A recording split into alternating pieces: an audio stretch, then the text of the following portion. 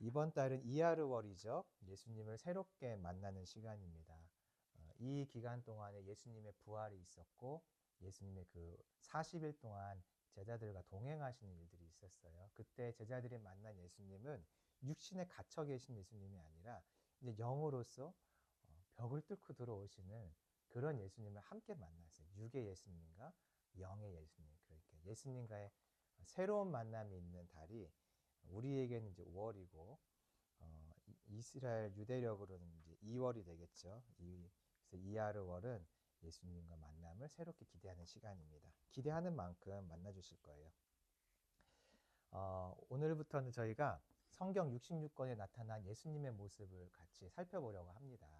그 이지웅 목사님이 설교하신 내용이 있는데 백화일답이라는 것이 있어요. 백화일답. 그래서 창세기부터 계시록까지 창세기에는 어떤 예수님, 출애굽기에는 어떤 예수님 하면서 창세기부터 계시록까지 쭉 이렇게 아주 간단하게 명료하게 예수님이 어떤 분인가에 대해서 설명하시는 그 설교가 있어요. 그걸 보면서 궁금하다. 그럼 저분이 본 그 예수님은 성경에 어떻게 이렇게 자세히 나타나 있나 이게 좀 궁금한 거예요. 그래서 그분은 명제로 다 알고 이제 설명을 하셨겠죠. 저는 이제 모르니까 한번 그럼 그 내용을 따라서 성경을 정리해 보자 이런 마음이 들었어요.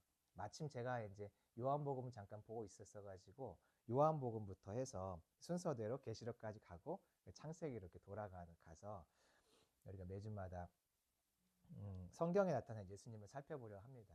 창세기부터 하려고 하다가 중간에 또 왜 이렇게 하다 보면 이렇게 끝까지 못 갈 때가 있잖아요. 그래서 또 구약에서 멈출 것 같아서 차라리 중간에서 하자. 그러면 계시록까지 한번 갔다 오겠지? 그런 마음이 들어가지고 요한복음 1단계 좀 있어가지고 여기서부터 이렇게 준비를 했습니다.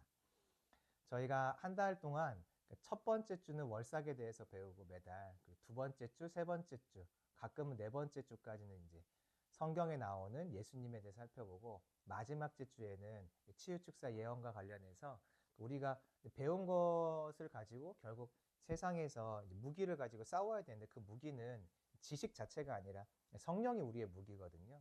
성령의 무기들을 장착하는 시간들을 마지막 주에 갖고 이렇게 이 스케줄로 이제 매달 진행을 하도록 하겠습니다. 요한복음에 나타난 예수님은 몇 가지 모습이 있는데 빛으로 그리고 길, 생명, 부활, 선한 목자, 포도나무 이런 모습으로 예수님이 나타나세요. 한번 요한복음에서 살펴보시죠. 자, 1장 1절부터 한번 보겠습니다.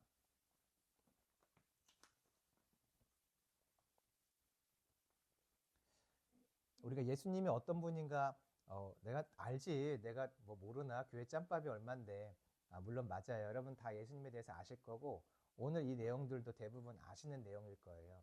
그런데 알고 있는데 이것을 내 삶에 적용시키기 시작하면 알기 때문에 적용시키기 시작하면 예수님이 새롭게 만나 주신 들이 있어요. 그래서 우리가 배우고 적용하면서 같이 또 이따 기도하고 이렇게 하겠습니다. 예수님은 여러 가지 모습으로 우리에게 찾아오셨는데 빛, 길, 생명, 부활, 선한 목자, 포도나무이신 그 예수님은 단순하게 이 땅에 오신 메시아, 예수님뿐 아니라 하나님이라는 것을 먼저 요한복음을 선포하거든요. 자, 1장 1절입니다. 시작. 태초에 말씀이 계시니라. 이 말씀이 하나님과 함께 계셨으니 이 말씀은 곧 하나님이시니라. 말씀이 계셨는데 이 말씀은 예수님이죠. 이 말씀은 곧 하나님이시니까 예수님이 말씀인데 이 말씀은 하나님이시래요.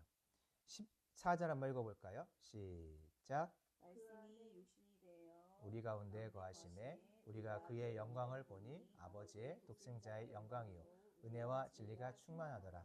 말씀이 하나님의 이 말씀이 육신이 되어서 이 땅에 나타난 모습이 아버지의 독생자의 영광 이렇게 나와 있는데 아버지의 독생자 즉 유일하신 예수님, 유일하신 아들 예수님이 곧 말씀이고 곧 하나님이시다. 이것을 요한은 먼저 선포하면서 시작을 해요. 선한 목자로 계신 그 예수님이 하나님이셔. 빛으로 오신 예수님이 하나님이셔. 길로 오신 예수님이 하나님이셔. 그분은 인간이 아니에요. 하나님이신 거야, 하나님. 그것을 먼저 선포해주고 있죠. 그리고 예수님이 하나님이라는 게 왜 중요한가? 그게 18절에 나와요. 자, 읽어보겠습니다. 시작. 본래 하나님을 본 사람이 없으되 아버지 품속에 있는 독생하신 하나님이 나타내셨느니라. 여기 보니까 하나님을 본 사람이 있나요, 없나요? 아무도 없어요. 모세도 하나님의 뒷모습을 보았을 뿐인 거지 하나님을 직접 보지 못했단 말이죠. 그런데 우리가 궁금하잖아요. 그 하나님은 어떤 분일까? 만나보고 싶고 궁금하고 그러지 않습니까? 우리가 유튜브로 어떤 목사님들께 설교 영상을 보다가도 저분 한번 만나봤으면 좋겠다. 유튜브에서 보던 사람들을 어떤 이렇게 모임이나 어떤 뭐 세미나 같은 데 가서 눈앞에서 가까이서 보면 되게 신기해요. 영상이 앞에 이렇게 펼쳐지는 그런 느낌이거든요. 우리가 유튜브로 얼굴을 보는 사람도 한 번씩은 저 사람 한번 진짜 만나봤으면 좋겠다. 대화해봤으면 좋겠다. 그런 마음이 들잖아요. 근데 구약에 계시던 이 하나님을 본 사람이 아무도 없어요. 하나님 너무 좋고 너무 만나보고 싶은데 본 적이 없는 거예요. 하나님은 어떻게 그 자신을 나타내셨나 봤더니 예수님을 통해서 본래 하나님을 본 사람이 없으되 아버지 품속에 있는 독생하신 하나님이 어떻다고 그러죠? 나타내셨느니라. 그러니까 예수님을 통해서 하나님을 우리가 알도록 보도록 하나님은 준비하셨어요. 그래서 예수님을 알아야 돼요. 예수님을 알면 예수님만 아는 것이 아니에요. 항상 예수님을 아는 것은 곧 하나님을 아는 것이고 예수님을 보는 것은 하나님을 보는 것이고 예수님의 말씀을 듣는 것은 하나님의 말씀을 듣는 것이에요. 그래서 이제 예수님의 모습이 나오는데 그것을 볼 때 예수님은 그런 분이지 거기서 한 번 더 나간 다음에 그래 하나님이 그런 분이시구나 이렇게 우리가 자꾸 연결해서 생각하는 게 중요하죠. 요한복음 1장에서 가장 먼저 말하는 것은 예수님은 빛이시다 이렇게 설명을 했어요. 9절 한번 읽어볼까요? 시작. 참빛 곧 세상에 와서 각 사람에게 비추는 빛이 있었나니. 빛이 세상에 와서 사람들에게 비춘대요. 그러면 사람들에게 비춘다면 왜 비치고 있을까? 그게 중요하잖아요. 사람들에게 왜 빛이 와서 비칠까 갑자기? 밝은 데 있으면 빛을 비출 필요가 없겠죠. 어두운 곳에 있으니까 빛을 비추려고 하겠죠. 그게 요한복음 8장에 나와요. 8장 12절 말씀을 보면 자, 이건 제가 한번 읽어볼게요. 8장 12절에 예수께서 또 말씀하여 이르시되 나는 세상의 빛이니 자신이 빛이래요.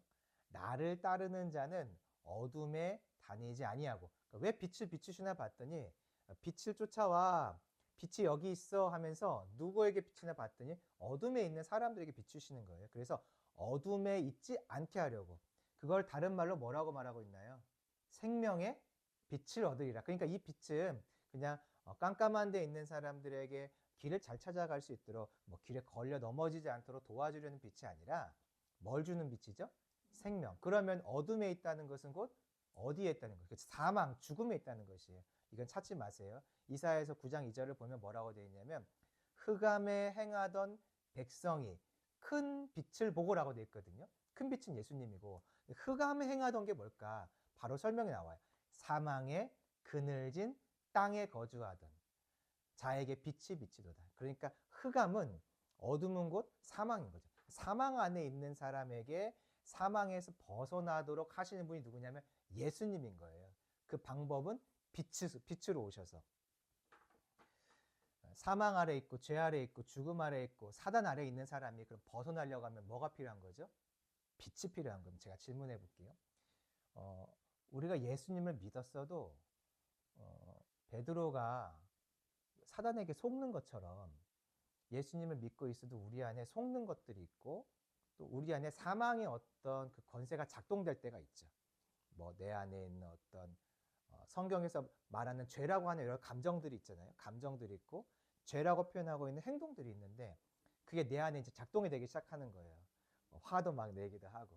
자, 그럼 이제 내 안에 사망, 흑암이 지금 임했어요. 그럼 그때 이 흑암에서 벗어나려면 뭐가 필요한 거죠? 의지가 필요한가요? 결단이 필요한가요? 빛이 필요한 거예요, 빛이.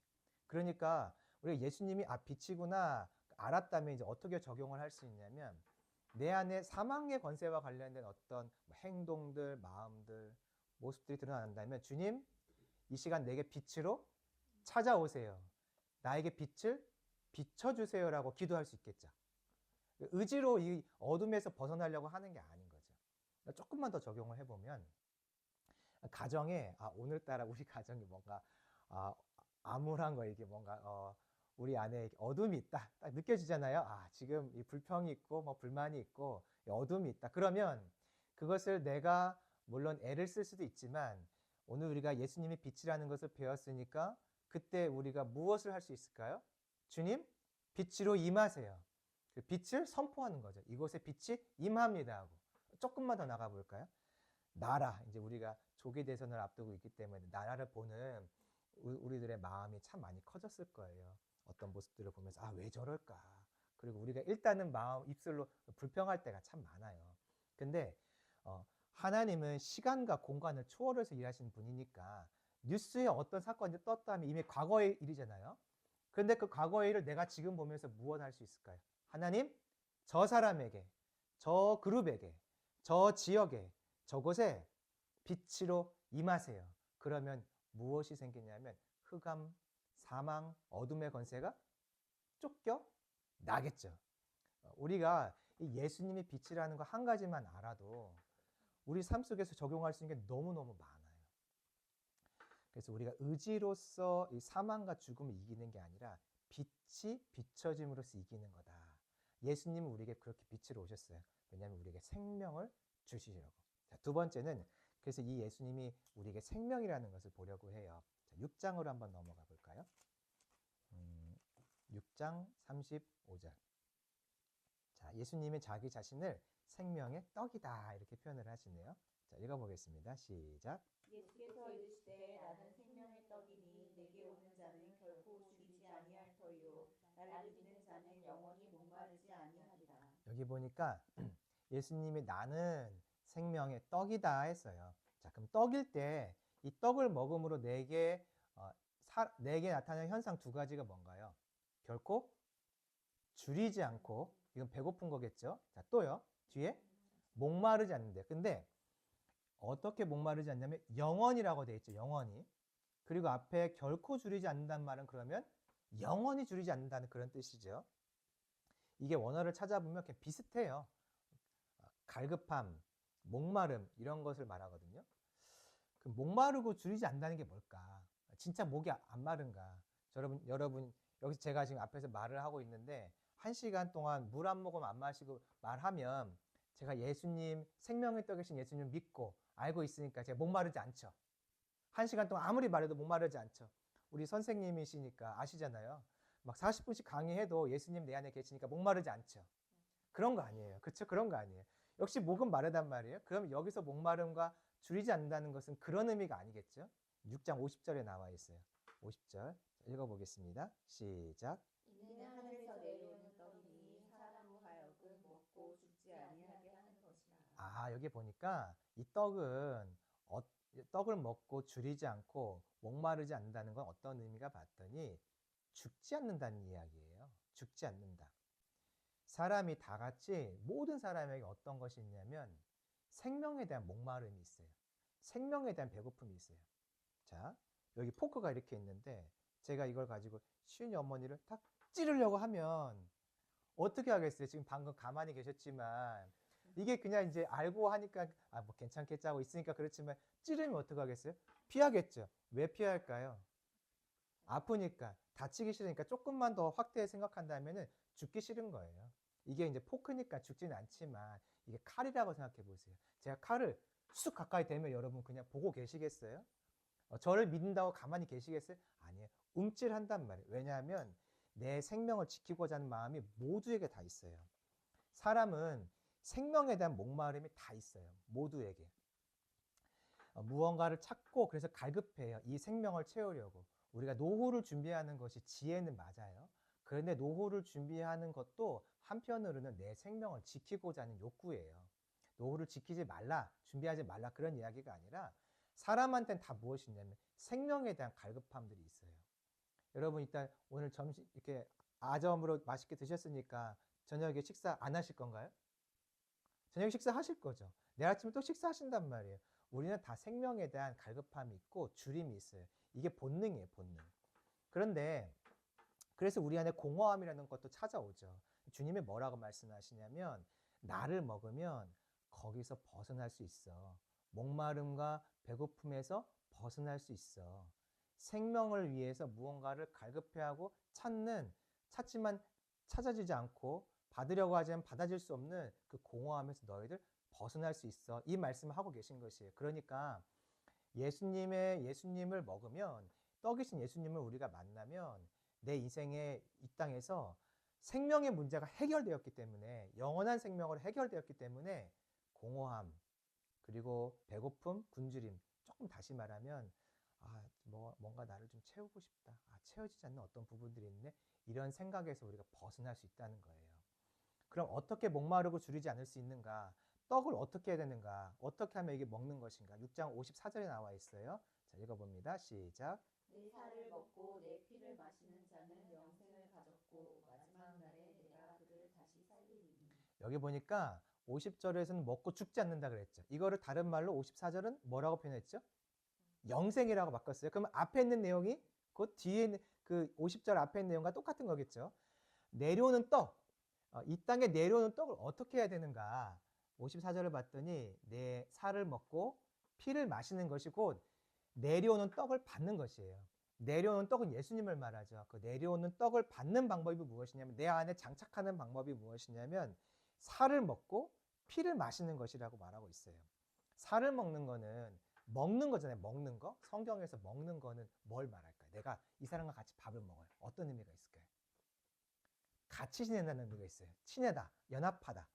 그럼 피를 마신다는 건 어떤 의미가 있을까요? 성경에서 피를 바를 때가 있거든요. 피를 뿌리고 바를 때 어떤 의미가 있을까요? 피. 제단에 피를 바르면 부정함이 사라져요. 정결해지는 것을 말하죠. 피를 먹는다는 것은 그 먹음으로 내가 정결해지고, 살을 먹는다는 것은 연합. 내가 정결해야 예수님과 하나님과 연합할 수 있죠. 그래서 피를 마시는 것과 살을 먹는 것이 같이 나와요. 피를 마시고 살을 먹으면 내 안에 생명의 떡이 장착되는 거예요. 그럼 내가 무엇을 가진 사람이 되는 거죠? 영생. 그럴 때 찾아오지 않는 게 뭐예요? 그래서 죽음. 이 땅에서 죽음으로 인하여서 찾아오는 아까 갈급함, 목마름, 배고픔이 없다는 거예요. 제가 이제 요거를 준비할 때 이 내용을 이제 보면서 그렇구나. 영생을 가진 것을 알면 배고픔과 주림이 없구나 알았어요. 그래서 제가 이제 잠깐 기도를 하는 시간을 좀 가졌거든요. 하면서 주님, 근데 죄송한데 내 안에 지금 뭔가 그 공허함과 외로움이 있어요. 이제 정리 좀 해주세요. 내가 영생을 가졌다고 하면 내 안에 목마름과 배고픔이 없다고 하셨는데, 주님, 내가 예수님을 먹고 마시고 해도, 성찬식도 여러 번 하고 해도 지금 이 순간에 내 안에 있는 그 공허함이 사라지지가 않으니까 주님, 나한테 이 시간 이 공허함을 정리해 주세요라고 이렇게 기도를 했어요. 그때 이 기도를 하자마자 머릿속에 질문 한 개가 딱 떠올랐어요. 갑자기. 너는 내 살을 먹고 내 피를 마신 적이 있냐? 그런 질문이 갑자기 찾아오는 거예요. 제가 그런가? 내가 예수님의 살을 먹고 마시는 것을 한 적이 없나? 생각해 보니까 이걸 제가 진지하게 받아들여 본 적이 없는 것 같아요. 그러니까 성찬식 때는 예수님의 십자가를 물론 생각하면서 이 일들을 하죠. 그런데 이게 영생과 관련해서 제가 이거를 진지하게 고민해 본 적이 없고, 피를 마신다? 그 살을 먹는다? 이런 개념을 마음에 깊이 고뇌해 본 적이 한 번도 없고, 강구해 본 적도 한 번도 없더라고요. 그래서 내가 그러고 보니까 예수님의 피를 마시거나 살을 먹어본 경험이 머릿속에 있나? 없다는 생각이 들었어요. 그래서 내 안에 이 외로움이 가끔 찾아올 때 이게 정리가 안 되나? 그런 마음이 들어서 어떻게 해요? 하고 기도할 때 하나님이 신용을 해라, 신용을. 우리가 이제 사람을 놓고 이제 기도할 때도 손으로 얻는 것들, 어떤 우리가 예수님도 이제 사람을 고칠 때 말로만 고치는 게 아니라 손으로 뭐 바르기도 하고 만지기도 하고 하시잖아요. 그러니까 손으로 뭔가 행동을 할 때 하나님의 일하심들이 나타나는 것처럼, 야, 너가 내 피를 마시고 살을 먹는 그 행동을 통해 너의 믿음을 보여줘봐라. 그런 마음이 갑자기 제게 찾아오는 거예요. 그래서 제가 혼자 기도하다 말고 피를 마시자 하고 피를 마시는 행동을 하고, 살을 먹자고 살을 먹는 뭐 살이 없지만은 살을 먹는 행동을 혼자 한 거예요. 우리가 성찬식이 우리 합동측에서는 뭐냐면 개혁측에서는 영적 임재설이라고 해서 빵을 먹지만 그 카스테라가 예수님의 살이다라고 생각하고 먹잖아요. 그렇죠? 그러니까 여러분 우는 거잖아요. 막 먹다가 갑자기 빵 먹다가 울면은 정신 나간 거잖아요. 근데 우리가 그 카스테라를 먹으면서 우는 이유, 울고 감동받는 이유는 그거잖아요. 아, 이게 예수님의 살이지. 찢기신 살이고 흘리신 피지라고 생각을 하니까 그때 감동도 오고 하잖아요. 그게 생각이 나서 혼자서 피를 마시고 또 이렇게 살을 먹는다 이렇게 행동을 했는데 진짜 갑자기 몸이 갑자기 뜨거워지면서 그 제 안에 이렇게 그 시간에 있었던 공허함들이 있었거든요. 공허함, 그 굶주림, 뭔가 채워지지 않는 그 외로움. 저는 그게 저한테 약점이에요. 외로움. 외로움이 갑자기 찾아오면 이게 어떻게 할 수가 없어요. 그런데 이게 한순간에 사라지면서 마음이 충만하게 변하는 것을 이제 요곡 준비할 때 하나님 저한테 경험케 해주신 것 같아요. 예수님으로 인해서 영생을 내가 얻었다. 생명의 떡을 먹고 생명의 떡이 내 안에 장착됨으로 영생을 얻었다는 것은 실제적인 거더라고요. 영생을 얻었기 때문에 내 안에 어떤 외로움, 갈급함, 뭔가 더 채워넣어야 내가 좀 행복하겠는데, 그래야 만족하겠는데, 그런 모든 마음이 한순간에 사라지게 하는 이 영생의 떡은 실제라는 것을 경험할 수 있었어요. 예수님이 생명의 떡이 맞아요. 이게 머릿속으로만 알고 있었는데 하나님이 직접 몸으로 경험해 주시니까 알겠더라고요. 만약에 내 안에 어떤 갈급함이 찾아온다. 그럼 어떻게 해야 돼요, 여러분? 채우려고 하시면 안 되고 뭘 찾아야 되는 거죠? 예수님 생명의 떡을 내가 먹고 그의 피를 마시고 그렇게 해주세요라고 간구할 때 이 마음에 있는 그런 공허함들이 한꺼번에 떨어져 나가는 것이죠. 대한민국을 보고 있으면은 우리나라는 이제 공허함이 있는 것 같아요. 공허함. 그러니까 자꾸만 하나님이 아닌 것들을 찾는 거거든요. 이 나라가. 그 공산주의, 사회주의는 하나님이 없다고 하는 사상이잖아요. 근데 그것을 찾는 이유는 공허함 때문에 그래요. 뭔가를 찾는 거예요. 뭔가 계속해서. 그럼 이 나라에 필요한 게 뭐죠? 생명의 떡. 그래서 우리가 이제 이 나라를 놓고 기도할 때 주님 이 나라에 생명의 떡이신 예수님이 선포되게 해주세요. 생명의 떡이신 예수님이 경험되게 해주세요라고 계속 우리가 간구하면 이 땅이 회복될 거예요. 자, 예수님은 또 길과 진리, 생명이라고 말씀하셨어요. 요한복음 14장 6절로 한번 가볼까요? 14장 6절 말씀.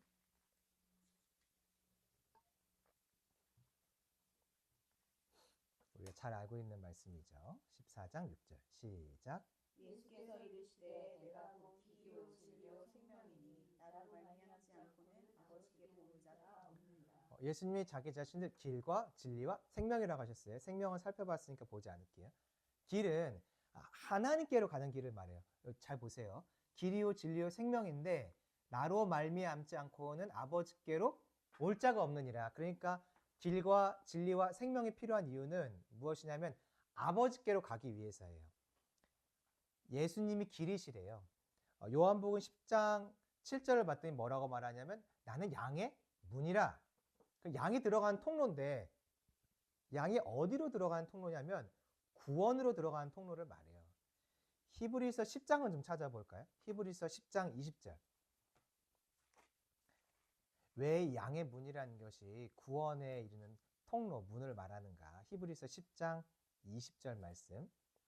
자, 같이 한번 읽어봅니다. 시작.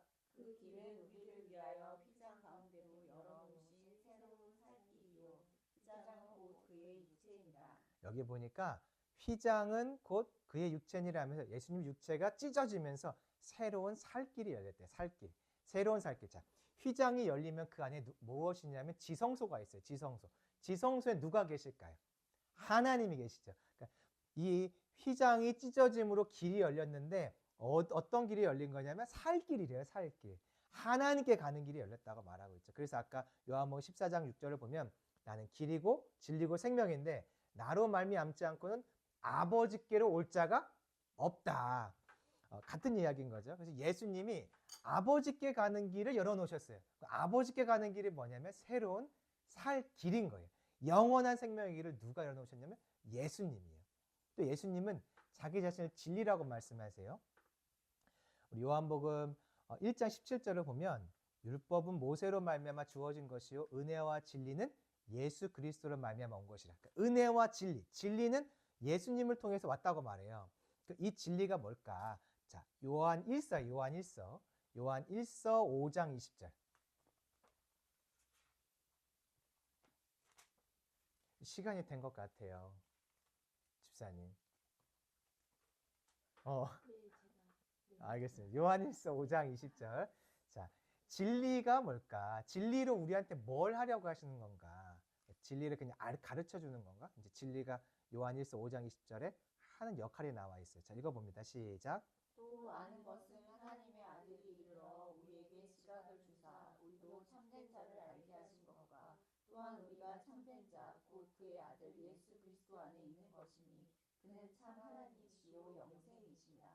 진리는 뭐냐면 불변하는 어떤 것을 말하죠. 그래서 진리라는 거, 성경이 진리지 그 정도가 아니라 이거 잘 보시면 아들이 이르러 우리에게 무엇을 주셨죠? 지각을 주셨다고 말하고 있어요. 아까 예수님이 이 땅에 율법은 모세가 주었고 진리는 예수님이 주었다고 요한복음 1장 17절에 말하고 있거든요. 그러니까 우리에게 지각을 주셨다는 것은 무엇을 주신 거냐면 진리를 주신 것이에요. 진리가 뭐냐면 진리의 역할이 무엇이냐면 우리로 참된 자를 알게 하신대. 참된 자가 누굴까요? 잠깐만요. 자, 하나님의 아들이 참된 자를 알게 하신대. 그럼 참된 자는 누구죠? 하나님이에요. 조금만 더 보세요. 그러니까 진리가 하는 역할은 무엇이냐면 하나님을 알게 하는 거예요. 하나님을 알게 하신 것과 또한 우리가 참된 자, 여긴 다른 분이에요. 참된 자 곧 누구죠? 그의 아들 예수. 그러니까 참된 자는 누구를 말하죠? 하나님과 예수님을 말하는 거예요. 진리의 역할은 하나님과 예수님을 지각하도록 알게 하는 분인데, 알게 하는 역할을 하는데, 자, 하나님, 그 예수 그리스도 안에 있는 것이니 그는 참 하나님이신데 무엇이라고 말하죠? 영생이시라. 그래서 진리의 역할은 하나님과 예수님이 영생이야. 하나님과 예수님에게 영생이 있어. 이걸 우리에게 알려주는 역할을 하는 거예요. 그러니까 왜 예수님이 길이라고 말씀하셨냐면 하나님께 가는 길을 내가 열어줄게. 왜 진리라고 말씀하시냐면 하나님이 영생이라는 것을 내가 너에게 알려줄게 하는 모습으로 우리에게 오셨다는 것이에요. 예수님은 길이고 진리다. 반드시 예수님이 계셔야 돼요. 예수님이 없으면 하나님께 나아갈 자, 즉 영생을 얻을 자가 없는 거예요. 반드시 예수님이 계셔야 되는 거죠. 자, 예수님은 또 어떤 분이라고 말하냐면 선한 목자래요. 요한복음 10장을 한번 가보죠. 선한 목자 10장 11절 말씀. 자, 우리 같이 한번 10장 11절 말씀을 읽어보겠습니다. 시작. 나는 선한 목자라. 선한 목자는 양들을 위하여 목숨을 버리거니와. 여기 봤더니 선한 목자는 뭐 착한 목자, 음식을 잘 주는 목자, 물로 잘 인도해주는 목자, 그런 게 아니라 어떤 자가 선한 목자라고 말하고 있죠? 목숨을 버리는 자, 양을 위해서예요. 그러면 양을 위해서 목숨을 버려서 그냥 양이 이제 이리에게 잡혀가거나 뭐 늑대에게 잡혀갈 때 양을 보호해주기만 하는 것을 말하는가? 그것이 아니라 28절 볼까요? 보호해서 결과적으로는 보호도 하고 이것도 한다 이런 뜻이에요. 28절입니다. 시작. 내가 그들에게 영생을 주노니 영원히 멸망하지 아니할 것이요 또 그들을 내 손에서 빼앗을 자가 없느니라. 영원히 멸망하지 않게 영생을 주는 것이 선한 목자가 하는 일인 거예요. 선한 목자는 어려움과 뭐 고난으로부터 지켜주고 보호해줄 뿐 아니라 지켜주고 보호된 자에게 영원한 생명을 주는 분이 바로 예수님이신 것이죠. 그러니까 예수님이 어떻게 우리를 사랑하셨냐면 자기 생명을 바친 거예요. 누군가의 사랑이 내게 필요하다. 누군가의 관심이 필요하다. 그럼 어떻게 될까요? 사람을 쫓아가나요? 내게 사랑을 줄 사람들을 찾아가나요? 그게 아닌 거예요. 여기 예수님이 선한 목자라고 분명히 말하고 있는데 그는 나를 위해 생명을 주었다고 말하고 있어요. 이 세상에 어느 누구도 나를 대신해서 생명을 준 사람은 없어요. 나를 대신해서 내 생명을 대신해 죽을 자는 없어요. 뭐 혹 부모는 자녀를 위해 죽을 순 있지만 우리는 죽을 일은 별로 없어요. 그렇죠? 뭐 순교할 일도 지금 우리의 시대에서는 별로 없고 우리가 자녀가 죽는다고 해서 내 심장을 떼어주지는 않잖아요. 자녀를 위해 다른 장기들을 떼어줄 수 있지만 심장을 또 떼어주지는 않는다고요. 그런데 하나님이신 예수님이 나를 위해 목숨을 주셨어요. 자기 목숨을 버리기로 약속하신 게 아니라 버리셨단 말이에요. 그래서 내 안에 배고픔이 있고 어떤 사랑에 대한 굶주림이 혹시 있을 수 있다. 외로움이 찾아온다. 그러면 무엇을 하는 거냐면 사람과 환경, 뭐 TV도 켜고 먹을 것도 찾고 그러는 게 아니라 누구를 찾는 거냐면 선한 목자이신 예수님을 찾는 거예요. 선한 목자가 나를 인도하고 안내해 줄 거예요. 내 삶에 어떤 사망의 음침한 골짜기와 어떤 환란들이 찾아올 때 사람을 찾는 게 아니라 선한 목자를 구하는 거예요. 주님, 선한 목자시잖아요. 내 인생에 지금 찾아오세요. 선한 목자라서 내 인생에 지금 찾아오셔서 일하세요라고 말할 때, 강구할 때 선한 목자이신 주님이 내게 찾아오셔서 결국 내 안에 영원한 생명인 것을 알게 하심으로 안심하게 하시고 영원한 생명이 있기 때문에 나의 삶의 길들을 인도하시면서 도우시고 생명 가운데 나를 이끌어 가신 일들을 반드시 하실 것이에요. 대한민국에 지금 누가 필요할까? 아무리 생각해봐도 선한 목자 예수님이에요. 우리는 이 선한 목자 예수님이 없어서 이 나라가 자꾸 다른 것을 찾아요. 나에게 생명 줄 자가 누굴까? 나의 생명을 지켜줄 자가 누굴까? 나를 더 안전하게 해줄 자가 누굴까? 자꾸 세상을 찾아요. 다른 것들. 근데 지금 대한민국에 진짜 필요한 분은 선한 목자 예수님인 거죠. 예수님이 영생으로 우리를 안내하시기 위해서 목숨을 버리셨어요.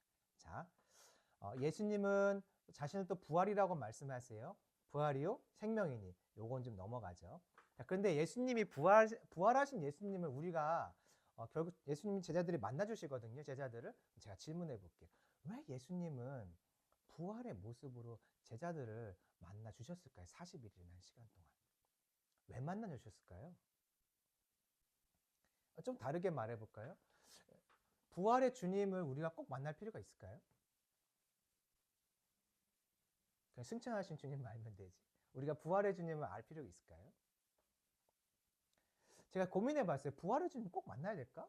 그냥 부활하시면 되는 거거든요. 부활하시고 승천하시면 돼요. 왜냐면 어차피 하나님이 약속하신 그 약속들은 부활과 승천과 함께 그냥 적용되는 거니까 부활의 주님을 제자들이 꼭 만날 필요가 있을까? 별로 없을 것 같아요. 근데 생각을 해봤어요. 왜 부활의 주님을 만나야 됐을까? 만나게 하셨을까? 그리고 바울도 이제 예수님을 믿는 자들을 핍박하러 가는 가운데 주님의 음성을 들었거든요. 하늘에 계신 그 모습만 본 게 아니라 음성을 들었다는 것은 곧 살아계셔서 부활하셔 계신 예수님을 만났다는 의미거든요. 왜 부활의 예수님을 만나 주실까? 생각을 해봤는데 예수님은 아까 보니까 예수님이 아닌 것은 아버지께 올 자가 없다고 했죠. 그러니까 하나님을 알려주는 분이 예수님이잖아요. 예수님이 부활하신 이후에 뭐가 달라졌냐면 몸이 달라졌어요. 육체 안에 거하시다가 육체 안에 거하시면서 영으로도 뭔가 나타나시는 새로운 모습을 보여주셨거든요. 예수님을 통해서 우리가 무엇을 아는 거냐면 하나님이 영이라는 것을 확인하는 거예요. 하나님이 영이시구나. 예수님이 곧 하나님이시니까 하나님이 영이시구나 하는 것을 우리가 발견하고 확인하게 되는 거죠. 그래서 반드시 부활의 예수님도 우리가 알아야 되는 거예요. 마지막 예수님은 포도나무라고 말씀하세요. 자, 15장으로 가보죠. 요한복음 15장. 15장 1절 말씀이에요. 자, 시작. 나는 참 포도나무요 내 아버지는 농부라. 예수님이 자기 자신을 참 포도나무라고 말씀하셨어요. 그럼 왜 포도나무로 계실까? 그 2절에 나와요. 포도나무로서 하시는 일. 자, 2절입니다. 시작. 물은 내게 붙어 있어 열매를 맺지 아니하는 가지는 아버지께서 그것을 제거해 버리시고 물은 열매를 맺는 가지는 더 열매를 맺게 하려 하여 그것을 깨끗하게 하십니다. 왜 참 포도나무로 계신가 했더니 열매를 맺게 하려고 하는 거예요. 우리를 그 나무에 접붙이셔서 가지로 만드셔서 우리에게 열매를 맺게 하는 건데 그 열매가 무엇이냐면 12절 한번 보세요. 내 계명은 곧 내가 너희를 사랑한 것 같이 너희도 서로 사랑하라 하는 이것이니라. 계명을 지키라고 말씀하고 계시거든요. 예수님이 하셨던 것처럼 그 계명은 뭐냐면 서로 사랑하라는 거예요. 큰 계명은 첫 번째는 하나님 사랑, 두 번째는 이웃 사랑. 사랑하라는 거 이것이 바로 우리가 가지로서 열매 맺는 거예요. 그럼 제가 다시 질문해 볼게요. 이웃을 사랑해야 되는데 사랑이 안 돼요. 내가 사랑이 안 돼요. 그러면 무엇을 선포하고 무엇을 기억해야 될까요? 예수님이 참 포도나무라는 것을 선포하는 거예요. 포도나무에 있기 때문에 가지로서 포도나무가 끌어올리는 그 영양분을 받아서 가지가 열매를 맺는 거잖아요. 가지가 사랑의 열매를 맺어야 되는데 안 돼요. 그러면 애를 쓰는 게 아니라 나는 포도나무에 접붙임 바 되어 있지. 주님이 걸어가셨던 그 길이, 그 영양분이, 삶의 순종의 영양분이 내게까지 오게 해주세요. 내게 작동되게 해주세요. 내게 그 역할이 임하게 해주세요라고 간구할 때 포도나무에 붙어 있기 때문에 열매를 맺게 하는 그 역할이 시작이 되는 거예요. 애를 쓰는 게 아니라는 거죠. 그러니까 이 예수님이 어떤 분인가 아는 것은 상당히 실제적이더라고요. 저는 이제 예수님을 아는 것이 구원받을 때 당연히 필요하고 이렇게만 생각을 했는데 예수님을 아는 것은 어떤 분인지 아는 것은 내 삶의 모든 영역에 작동되는 그 무기를 주시는 것이구나. 작동될 수 있는 툴을 주시는구나라는 것을 준비하면서 알게 됐어요. 선한 열매를 맺고자 할 때 애를 쓰는 게 아니라 주님께 접붙임 바 되기를 간구하고 접붙임 바 되었음을 선포하는 거죠. 대한민국을 보고 있으면은 이 나라의 정의와 공의는 어디 갔을까 자꾸 이 생각이 들어요. 그런데 그때 우리가 불평과 불만이 아니라 또 배웠으니까 이번 주에 뉴스를 본다면 우리가 뭘 선포하겠어요? 주님, 이 나라가 예수님께 접붙임 바 되어 있음을 선포합니다. 또 우리나라의 성도들이 특별히 교회가 참 포도나무이신 예수님께 접붙임 바 되어 있음을 선포합니다. 교회 안에 정의와 공의가 채워지게 하여 주시옵소서. 이 나라를 건국과 함께 예수님의 그 참 포도나무이신 예수님께 우리를 접붙이려고 하셨으니 이제 그 접붙이심의 역사를 나타내 주시옵소서 할 때 이 나라의 참 포도나무의 그 영양분이 가지인 우리를 통해서 사람들을 통해서 계속 뻗어나가며 흘러들어가서 이제 선한 열매들, 사랑의 열매들이 결국 맺어지게 되겠죠. 요한복음은 이렇게 예수님이 어떤 분이신지를 우리에게 설명하고 있어요. 예수님이 어떤 분인가 쭉 봤더니 예수님은 빛이시고 길이시고 생명이시고 부활이시고 선한 목자이시고 포도나무다 이렇게 말씀하고 계세요. 저는 이제 이거를 준비할 때 제가 너무 좋았어요. 제가 뭐 아는 것도 잘 공부해서 나누자 이제 그렇게 생각을 하면서 이렇게 시작을 한 건데 아는 게 아니더라고요. 왜 알지 못했냐면은 여기에 있는 예수님의 모습들이 저에게 나타나고 있지 않기 때문에 나는 그 예수님 통해 구원받은 거지 이 예수님의 여러 가지 모습들이 내게 적용되고 있진 않았어요. 특별히 저한테는 가장 큰 영역은 그 외로움이라는 영역에서 근데 알았어요. 그래서 예수님이 이렇게 많은 모습을 나에게 나타내셨구나. 살아가라고. 예수님으로 인하여 살 수 있다고. 예수님이 인생의 답이 될까? 공부하다 깨닫게 하신 것 같아요. 예수님의 인생의 답이 돼요. 나의 삶의 답이 돼요. 분명히 답이 됩니다. 그 답이신 예수님을 우리에게 이렇게 풍성하게 알려주고 계세요. 이 예수님이 이번 한 주간 수요일이니까 또 주일 말씀 들을 거잖아요. 수, 목, 금, 토 이렇게 4일 동안 내게 이 예수님이 나타나길 원하고 이 예수님의 모습들이 작동되기를 원합니다.